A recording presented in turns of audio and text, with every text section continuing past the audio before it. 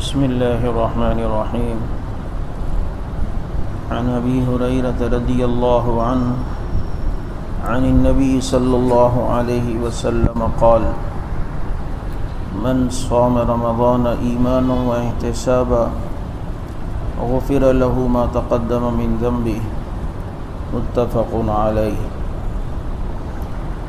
حضرت ابو ہریرہ رضی اللہ تعالیٰ عنہ سے روایت ہے کہ رسول اللہ صلی اللہ علیہ وسلم نے ارشاد فرمایا: جس شخص نے ایمان کے ساتھ اور ثواب کی نیت سے رمضان کے روزے رکھے تو اس کی برکت سے اس کے تمام گناہوں کو اللہ تعالیٰ معاف فرماتے ہیں. ایک اور روایت میں تراویح کا ہے کہ جس نے رات میں قیام کیا اللہ تعالیٰ اس کی وجہ سے اس کے گناہ کو معاف فرماتے ہیں. اور روزے کے ساتھ ساتھ جس شخص نے ایمان اور احتساب یعنی ایمان اور ثواب کی نیت سے روزہ رکھا اللہ تعالیٰ اس کے گناہ معاف فرماتے ہیں. تراویح پڑھی اس کے گناہ معاف ہوتے ہیں. اب گناہ ایسے اور بھی بہت سے اعمال ہیں جس سے گناہ معاف ہوتے ہیں. تو ایک عمل کر لیا تو دوسرے عمل کی پھر کیا ضرورت ہے؟ یہ ذہن میں سوال کسی کے آ سکتا ہے پر روزہ رکھ لیا تو تراویح کی کیا ضرورت ہے؟ تو بھائی آدمی جب کپڑے دھوتا ہے تو پہلے کپڑے کو بھگوتا ہے، اس کو سرف لگاتا ہے تو کپڑا تو ویسے بھی صاف ہو گیا. پھر اس کو کوٹتے ہیں. پہلے زمانے میں، اب تو واشنگ مشین میں گھومتی ہے، یہ کپڑے گھومتے ہیں، اس سے اور نکھار آتا ہے. پھر اس کے بعد نیل لگاتے ہیں، اس میں اور شکل بن جاتی ہے.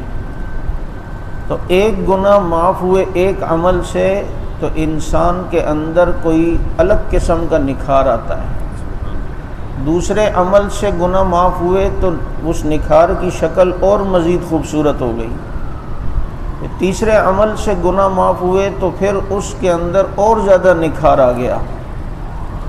تو اس لیے ہر عمل جس سے گناہ معاف ہوتے ہیں اس کو کرنے سے انسان کی زندگی میں آخرت میں اعمال میں نکھار سے نکھار آتا جاتا ہے.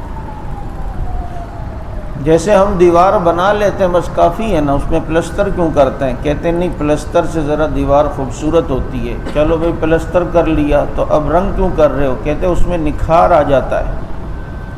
تو اسی طرح ایک عمل کے بعد دوسرا عمل انسان کے نام اعمال میں نکھار پیدا کرتا ہے اور وہ خوبصورت شکل میں قیامت کے دن عمل جو ہے وہ پیش ہوگا. اور جتنے اعمال خوبصورت انداز میں پیش ہوں گے اتنے انسان کے جنت کے اعلیٰ درجے میں اسے جگہ ملے گی.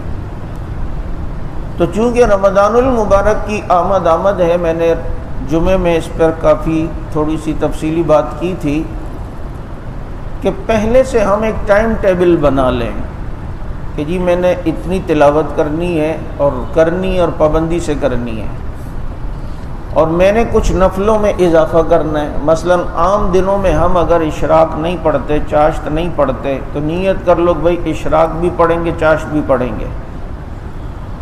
اب ایسا بھی ہوگا کہ بعض لوگ کہیں گے یار اشراق تک تو مولوی صاحب ہم صبر کر لیں گے لیکن چاشت ہم اٹھیں گے ہی 12 ساڑھے 12 بجے تو چاشت تو چھوٹ جائے گی.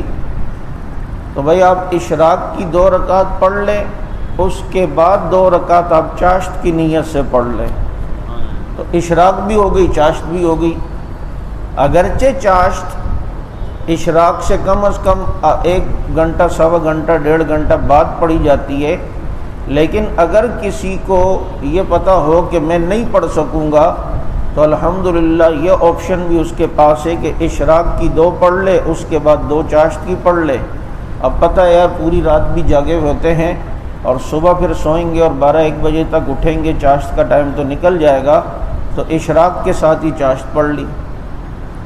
اس کے ساتھ ساتھ مزید نفلوں میں اضافہ ہو، سنت غیر موقدہ کی پابندی کی کوشش ہو.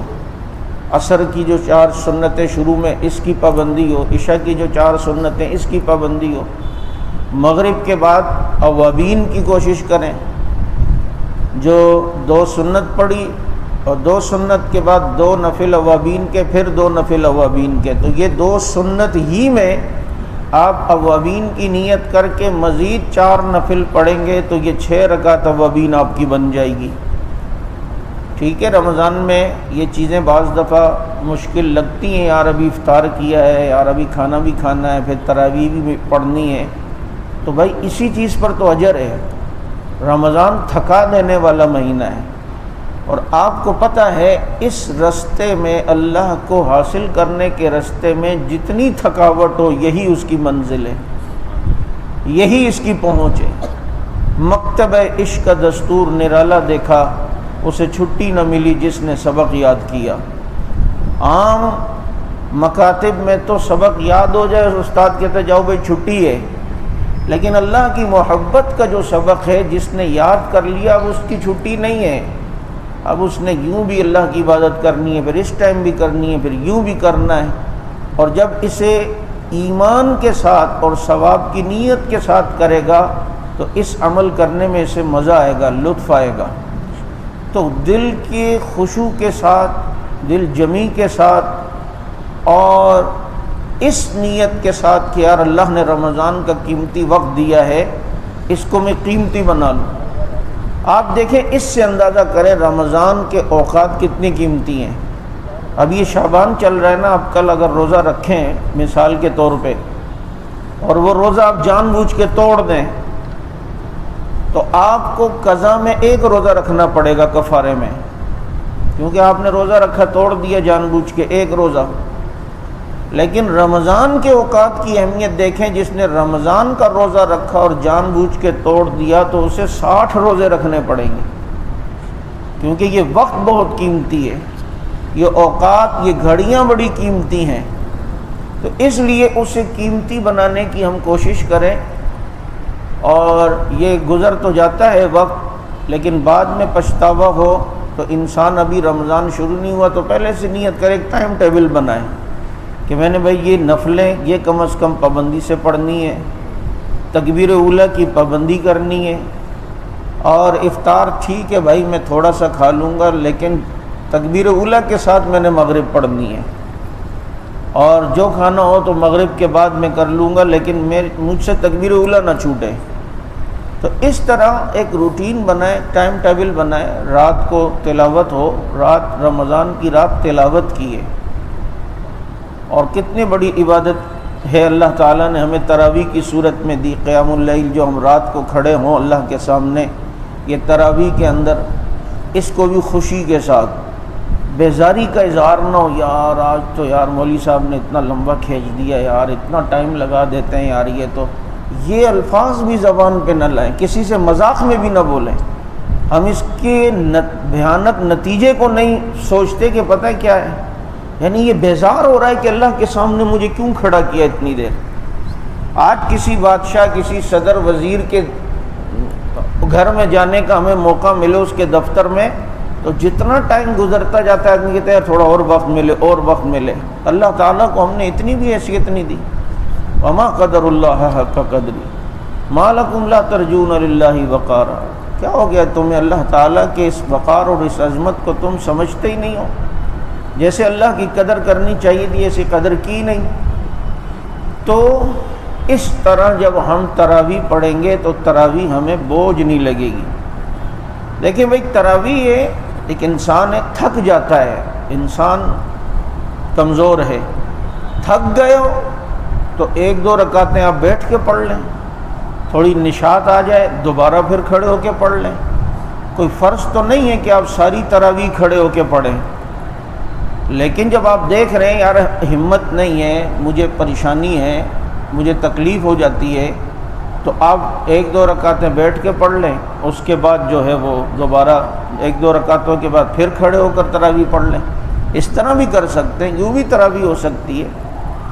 تو لیکن پڑھنی ہے، اور پوری پڑھنی ہے، اور پابندی سے پڑھنی ہے، اور دل جمی سے پڑھنی ہے۔ اور اس نیت سے پڑھنی ہے کہ اس کے بعد اللہ تعالیٰ میرے گناہوں کو معاف فرمائیں گے، اور آج میں اس قاری صاحب سے قرآن سن رہا ہوں، کل قیامت کے دن اللہ مجھے اپنی آواز میں قرآن سنائے گا۔ یہ سعادت اللہ تعالیٰ عطا فرمائیں گے۔ اب کچھ چیزیں ہیں رمضانی کے متعلق۔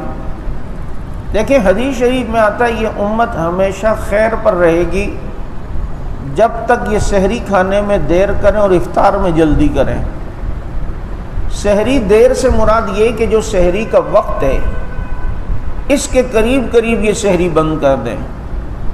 مثلاً 5:29 پر یا 28 منٹ پہ ٹائم ختم ہو رہا ہے تو 1-2 منٹ پہلے جو ہے وہ سحری کھانا بند کر دیں۔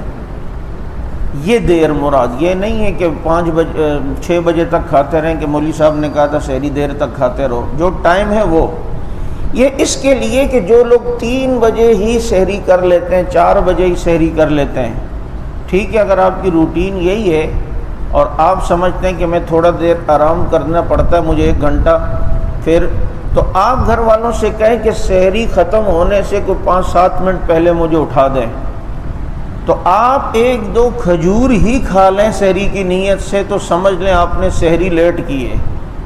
سحری کھانے کا یہ مطلب تھوڑی ہے کہ آپ روٹیاں 2 کھا رہے ہیں، پراٹھے 2 کھا رہے ہیں اور جناب فہمیاں بھی کھا رہے ہیں۔ بھائی اگر کوئی کھجور بھی سحری کی نیت سے کھاتا ہے تو یہ سحری ہی کی نیت ہے، اور کھجور ویسے بھی سحری میں کھانا سنت ہے۔ سحری میں 1 ہی دانہ کم از کم کھجور کا اس نیت سے کھا لیا کریں کہ سحری میں کھجور کھانا سنت ہے، اور افطار میں تو ہم کھجور کھاتے ہی ہیں، اور اس کا بھی میں نے آپ کو بتلایا تھا کہ کھجور تو رمضان میں چلتی بہت ہے۔ کھجور کی گٹلی منہ سے نکالنے کا سنت طریقہ ہر دفعہ بتاتا ہوں کہ یہ کام یاد رہے کہ کھجور کی گٹلی منہ سے یوں نکالنا سنت ہے۔ یہ الٹے ہاتھ کی یہ 2 انگلیاں شہادت کی اور بیچ والی، ان کی یہ پشت کے ذریعے سے یوں کھجور کی گٹلی جو ہے وہ نکالے۔ اب بتائیں کھجور کھانا بھی سنت، ایک ثواب الگ، اور کھجور کی گٹلی نکالی سنت کے مطابق، تو یہ 2 ثواب کھجور میں اللہ نے ہمارے رکھ دیے۔ تو یوں بچوں کو بھی پابند کریں، بیٹا یوں کھجور کی گٹلی، اگر یہ ہاتھ دیکھتے ہیں کہ ابھی مصروف ہے تو سیدھے ہاتھ سے بھی، لیکن الٹے ہاتھ کی ان 2 انگلیوں کی پشت کے ذریعے سے جو ہے کھجور ہو یا کوئی بھی گٹلی ٹائپ کی چیز ہو اسے منہ سے اسی طریقے سے نکالیں، اس میں نفاست بھی ہے۔ عام طور پر سحری اپنا افطار کے وقت جو چونکہ دعا کی قبولیت کا ٹائم ہوتا ہے، ہم افطاری کی سامان کی ٹینشن میں رہتے ہیں، تو افطار سے پہلے ہی دسترخوان سجا لیں، کوئی 5-7-10 منٹ پہلے، اور سارے گھر والے اللہ کے سامنے ہاتھ اٹھائیں اور اٹھا کر اللہ تعالیٰ سے مانگیں۔ یہ بڑی قیمتی وقت ہوتے ہیں۔ اس موقع پر گھر میں ٹی وی نہ چلے کہ رمضان ٹرانسمیشن چل رہا ہے، بھائی ٹی وی بھی چل رہا ہے اور افطار کا ٹائم بھی ہے، کیوں یار اس میں ٹائمنگ کا پتہ چلتا ہے۔ بھائی ٹائمنگ کا پتہ چلتا ہے، ہم کوئی دیہات میں نہیں ہیں، گھڑیاں بھی سب کے پاس ہیں، کیلنڈر بھی سب کے پاس ہیں، سب کو پتہ ہے کتنے بجے، اور یہاں ہم کسی ایسی بستی میں بھی نہیں ہیں جہاں 10-10 کلومیٹر تک مسجد بھی نہیں ہے، مسجد سے اذان کی آواز بھی آ جاتی ہے۔ اس قبولیت کی گھڑیوں میں ادھر ٹی وی چل رہا ہے، اس میں غیر محرمیں بھی ہیں، ساتھ میں کچھ میوزک کی ٹون بھی چلتی ہے، اور یہ بھی، تو ہم تو عجیب معاملے میں پڑ گئے۔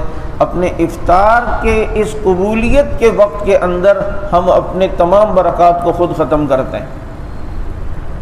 رمضان ٹرانسمیشن کے نام پر جو اسلام کے ساتھ اور دینی تعلیمات کے ساتھ کیا جاتا ہے وہ سب کے سامنے، وہ پورے سال جو ہمیں ڈانس اور گانے سکھاتے ہیں اس قوم کو، رمضان میں آ کر پھر وہ ہمیں دین سکھا رہے ہوتے ہیں اور سکھا رہی ہوتی ہیں، اور وہ دین سکھانے کی کوشش کرتے ہیں۔ بتاؤ یار، ایک ادھر ایسے ہی کسی للو پنجو نے کلینک کھول لی تو کبھی جاؤ گے اس سے علاج کروانے؟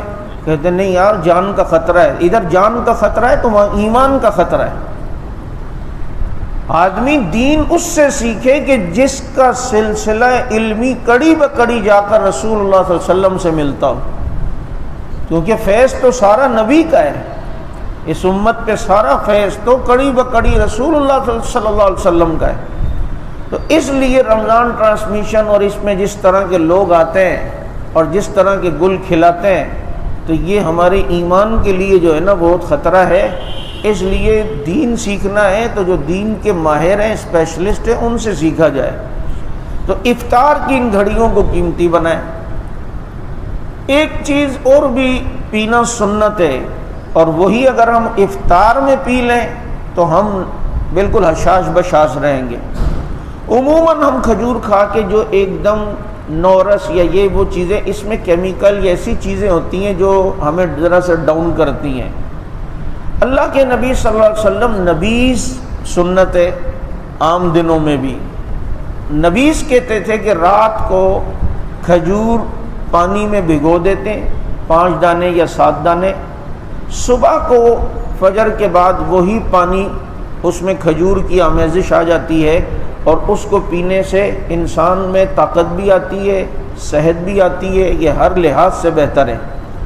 تو یہی اگر ہم یہ کریں کہ فجر کی نماز کے بعد کچھ کھجوریں ہم بھگو کے رکھ دیں طاقت میں، 5 ہو جائیں یا 7 ہو جائیں، اب افطار کے وقت اسی کو چمچ وغیرہ سے ہم اگر ہلا دیں یا گرینڈ کر لیں اور وہ ہم پی لیں، یہ بہترین مشروب ہے، گھر کا بنا ہوا، سستا بھی، کیمیکل سے پاک بھی، اور نبیذ پینے کی سنت الگ ثواب ہے، اسے نبیذ کہتے ہیں۔ تو یہ بہترین شربت، اس کے بعد انشاءاللہ آپ اپنے اندر دیکھیں گے کہ ایک طاقت سی آئی ہے۔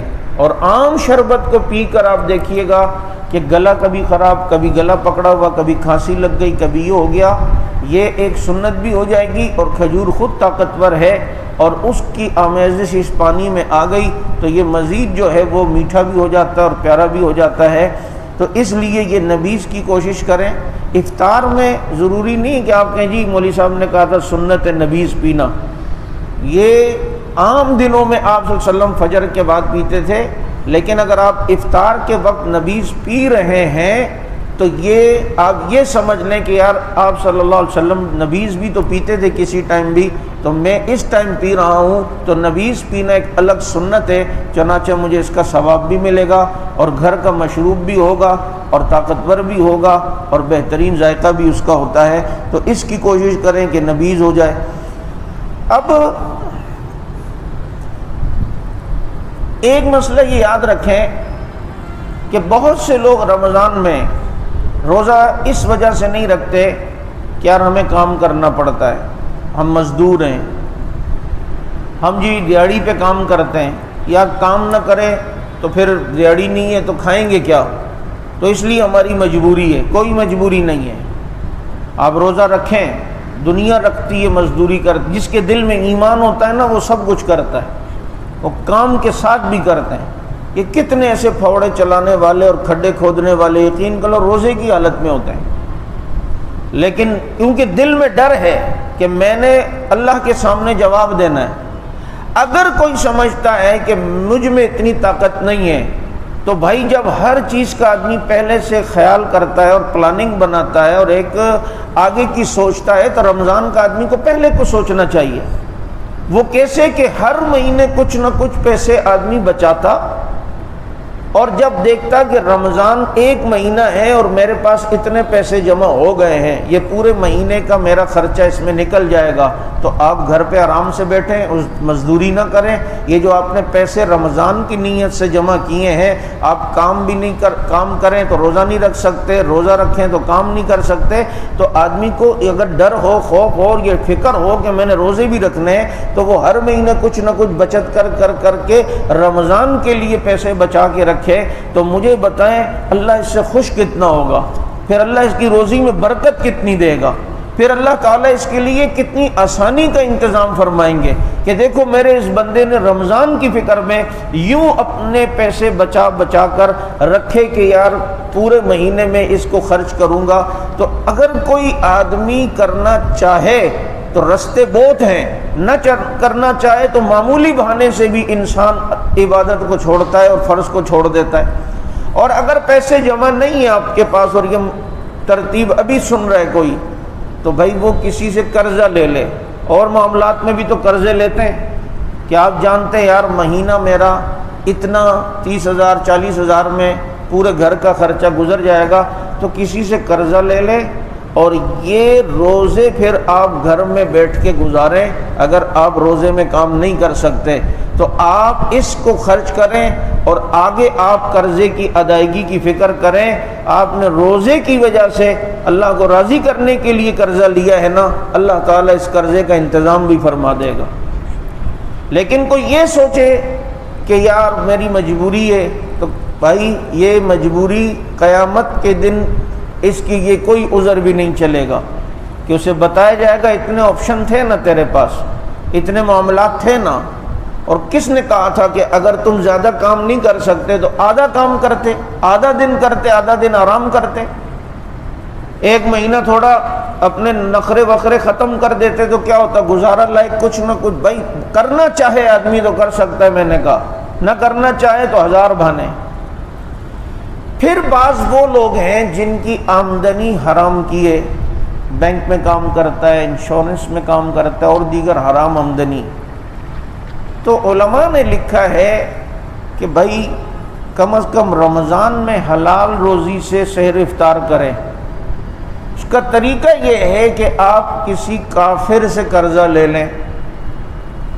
آپ نے قرضہ لے لیا، اب ان پیسوں سے آپ رمضان گزاریں سحر افطار، اور رمضان کے بعد آپ کی جو حرام آمدنی ہے اس کو آپ بطور واپسی کے قرضے کے آپ اس کافر کو دے دیں، چونکہ کافر کے یہاں یہ حلال حرام اس کا نہیں ہے تو اس کا وہ پیسہ آپ کے لیے حلال ہے، اور آپ یہ جو حرام اس کو دے رہے ہیں واپسی تو اس کو تو شریعت کا مکلف نہیں ہے، حرام حلال کا مکلف یہ مسلمان ہوا کرتا ہے، تو یہ پیسہ آپ وہاں، یہ ایک ہیلا جس سے انسان کم از کم رمضان کی کچھ برکات حلال پیسوں کے ذریعے سے جو ہے وہ کر سکتا ہے۔ تو یوں ایک صورت بنائی ہے علماء نے اور یہ ایک ہیلا بتایا ہے۔ چنانچہ انسان کوشش یہ کرے کہ رمضان المبارک میں میرے یہ روزے بھی اچھے گزر جائیں، اوقات بھی قیمتی بن جائیں، رمضان المبارک میں کیا کہتے ہیں جو میری عبادت ہے وہ بھی بہتر انداز میں گزر جائے۔ اس کے علاوہ میں پچھلے سال بھی شاید آپ کو بتلایا تھا کہ دیکھیں یہ چونکہ ویڈیو کے ذریعے سے کئی جگہوں پر یہ جاتا ہے اور لوگ دیکھتے ہیں، جو تراویح پڑھانے والے ہیں یہ خاص کر ان کے لیے بھی اور عام طور پر جو ہیں ان کے لیے بھی کہ وطر تو ہم ہر روز عشاء میں پڑھتے ہیں، تو وطر میں جو قرات سنت ہے جو مشہور وہ یہ کہ پہلی رکعت میں سبح اسم ربک الاعلی اور دوسری میں قل یا ایھا الکافرون اور تیسری میں قل ھو اللہ احد۔ یہ عام جو مشہور ہے وہ یہی ہے کہ قرات یوں جو ہے وہ وطر میں ہونی چاہیے، لیکن اس کے علاوہ بھی کچھ آپ صلی اللہ علیہ وسلم سے بعض احادیث میں روایتوں میں قرات وطر کی ثابت ہے، تو اس لیے کبھی اس طرح پڑھا لیں، کبھی اس طرح پڑھا لیں، کبھی اس طرح۔ مثلا پہلا طریقہ تو یہی کہ پہلی رکعت میں سبح اسم ربک الاعلی، دوسری میں قل یا ایھا الکافرون اور تیسری میں قل ھو اللہ احد، یہ ایک طریقہ۔ دوسرا طریقہ وطر کی پہلی رکعت میں سبح اسم ربک الاعلی، دوسری میں قل یا ایھا الکافرون اور تیسری میں آخری تینوں قل ھو اللہ احد، قل اعوذ برب الفلق اور قل اعوذ برب الناس، یہ دو قراتیں پتہ چل گئیں آپ کو وطر کی، تو کسی دن یوں پڑھا لیا کسی دن یوں۔ تیسری ایک قرات جو سنت سے ثابت ہے وہ یہ کہ پہلی رکعت میں سورہ تکاثر الہاکم التکاثر اور دوسری رکعت میں سورہ عصر والعصر ان الانسان لفی خسر اور تیسری رکعت میں قل یا ایھا الکافرون۔ پہلی میں سورہ تکاثر، دوسری میں سورہ عصر اور تیسری میں قل یا ایھا الکافرون۔ یہ جو عام لوگ ہم وطر پڑھتے ہیں سال بھر، اس میں بھی کبھی یوں پڑھ لیا کریں کبھی یوں۔ ایک اور قرات جو ثابت ہے جو بعض جگہوں روایتوں میں ملتی ہے وہ کیا کہ پہلی رکعت میں آپ صلی اللہ علیہ وسلم نے سورہ قدر پڑھی، انا انزلناہ فی لیلۃ القدر، دوسری رکعت میں سورہ نصر اذا جاء نصر اللہ والفتح، اور تیسری میں سورہ لہب یعنی تبت یدا ابی لہب وتب۔ تو پہلی میں کیا سورہ قدر انا انزلناہ فی لیلۃ القدر، اور دوسری میں سورہ نصر اذا جاء نصر اللہ، اور تیسری میں سورہ لہب۔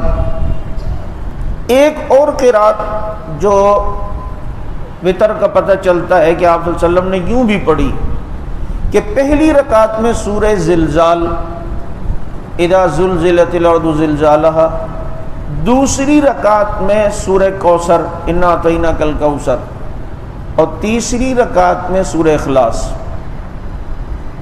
تو کیا ایک طریقہ اور پتہ چلا کہ پہلی رکعت میں سورہ زلزال، دوسری میں سورہ کوثر انا اعطیناک الکوثر، اور تیسری میں قل هو اللہ احد۔ ایک اور قرات جس کا جو ہے وہ روایتوں میں آتا ہے کہ آپ صلی اللہ علیہ وسلم نے یوں بھی پڑھی کہ پہلی رکعت میں سورہ بقرہ کی آخری دو آیتیں آمن الرسول بما انزل الیہ من ربی والمؤمنون، پہلی رکعت میں یہ، دوسری رکعت میں سورہ کافرون، اور تیسری رکعت میں سورہ اخلاص۔ پہلی رکعت میں آمن الرسول، دوسری میں سورہ کافرون، اور تیسری میں سورہ اخلاص۔ اور اسی طرح ایک روایت میں یوں بھی ملتا ہے کہ پہلی رکعت میں آمن الرسول، دوسری رکعت میں سورہ قدر، اور تیسری میں سورہ اخلاص۔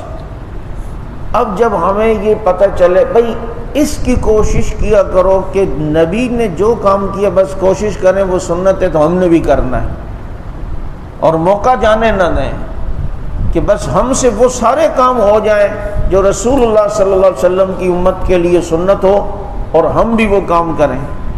تو اب یہ جو میں نے قرات وتر کی بتائی ہیں، تو اگر اس طرح کبھی اس طرح پڑھ لی کبھی اس طرح پڑھ لی تو آپ مجھے بتائیں ساری سنتوں پر عمل ہو جائے گا یا نہیں ہو جائے گا؟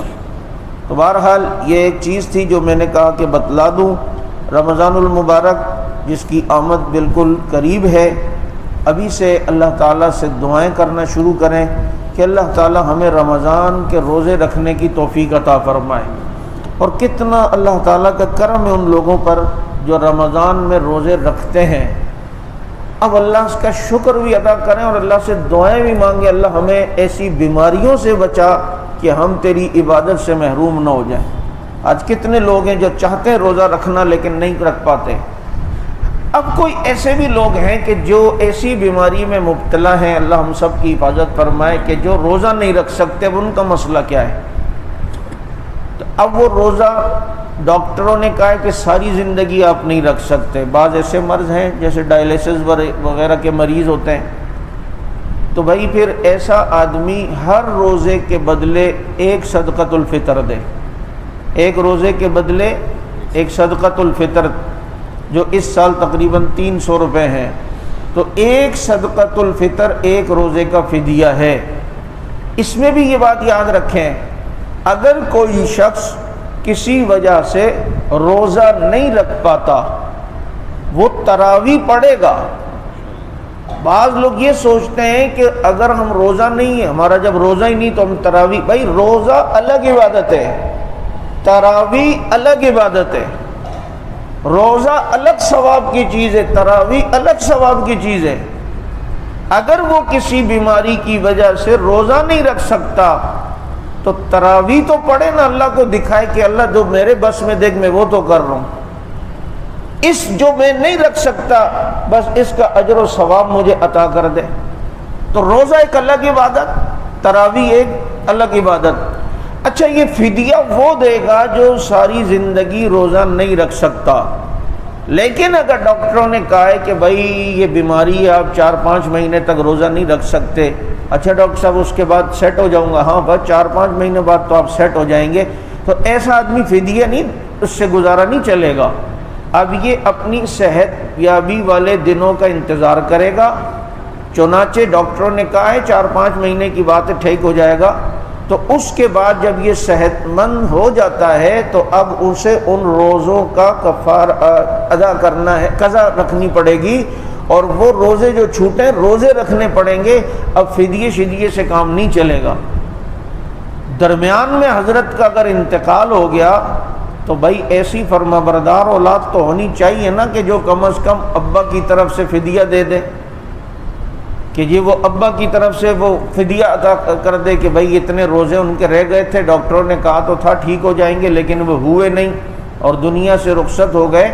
تو اب گھر والوں کو چاہیے، اولاد کو چاہیے کہ وہ بجائے یہ تیجے 40 میں اور اس میں اتنا پیسہ خرچ کرنے کے پہلے ابا کی نمازوں کا فدیہ دیں، پہلے ابا کے روزے کی فدیہ دیں۔ ہاں خاندان میں ناک اونچا کرنے کے لیے ہم تیجا اور یہ کر کے تو ہزاروں روپے خرچ کرتے ہیں، پہلے یہ دیکھو کہ ابا جان کے جو روزے یا اماں جان کی جو نمازیں قضا ہوئی ہیں پہلے اس کو دے۔ فکر مند جو لوگ ہوتے ہیں وہ کرتے ہیں۔